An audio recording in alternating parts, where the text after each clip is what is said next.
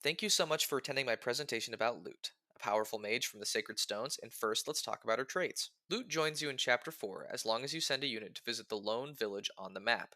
She comes with middling bases for her join time and a potent sea weapon rank, allowing her to use Thunder right away and Elfire as soon as it is acquired in either Chapter 9 of Erica's Route or Chapter 12 of Ephraim's. Lute has solid growths all around, with her only low points being a 30% growth in skill and a 15% defense growth. This is somewhat expected of a mage unit, but it is more than made up for by her other growths.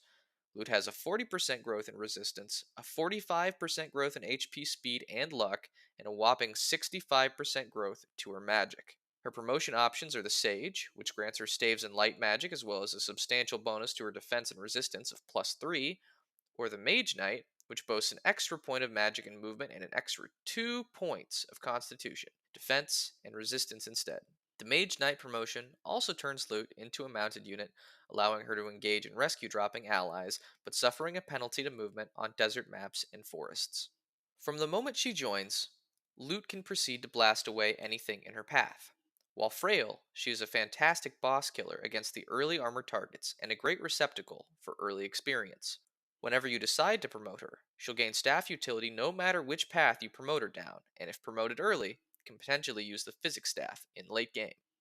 This isn't strictly necessary, as Molder is one of the best units in the game when raised and is more than capable of doing so himself, but is nonetheless another feather in Lute's cap.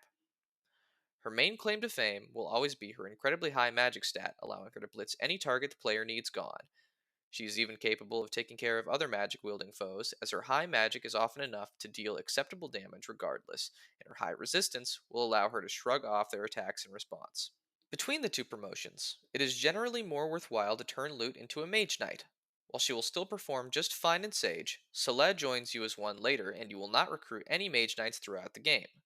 Moreover, the light magic will not add much to Lute's arsenal that she doesn't already have, while the extra point of move can allow her to reach points of interest faster and even allow for her to rescue targets as needed. Moreover, the extra point of constitution will make her less slowed down by heavier tomes, which is important due to Lute's low inherent constitution of 3.